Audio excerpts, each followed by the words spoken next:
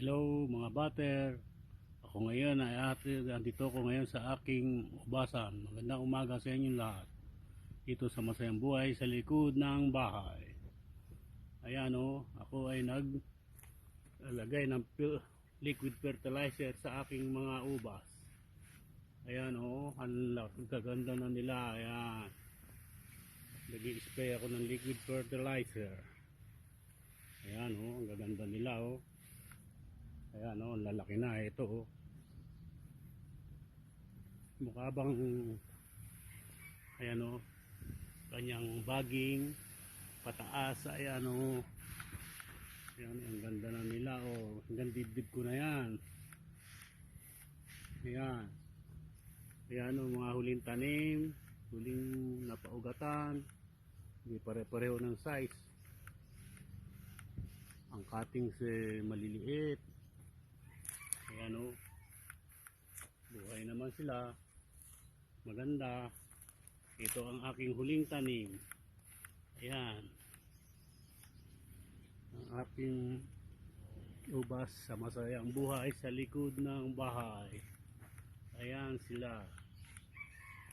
Ayan ang pinaka baby, ang baby ng aking ubas. Ayan gaganda naman. Ito ang pinaka malaki. Dapat yung isa ron ganito nakalaki nakagat ni K1. Hindi ko naman masisisi K1. Ang dapat sisihin ako dito sa Masayang Buhay sa likod ng bahay. Hello.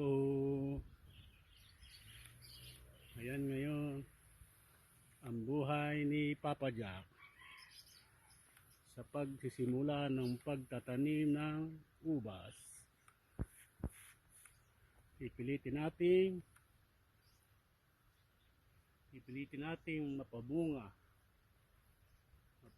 Natutuhan nating magpaugat, magpatubo. Ngayon kung paano sila palalakihin. Yan, hindi pare-pareho.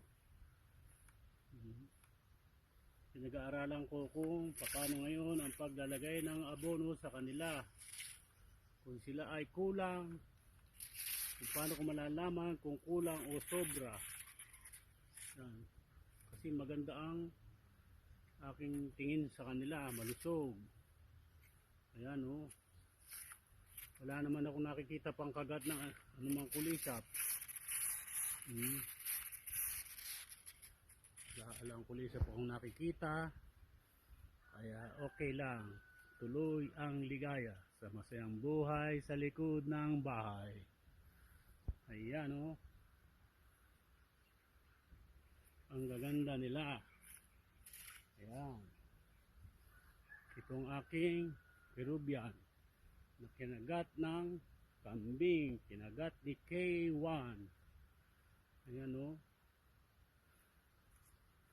dito yung kinagato, naputol dito. Ayan dito naputol dito. Ayan, sumupang ito ngayon ang bagong supang niya. Pero sa tingin ko mukhang kulang ng konti sa abono. Maliliit ang maliit ang kanyang yung baging, yung mula sa green na yan paliit. Alam po na may bago siyang mga sanga din kailangan tanggalin ko yung sanga na yan. Ito ang huling tanim dito. Ayan ayan ang huling tanim dito sa Masayang Buhay sa likod ng bahay.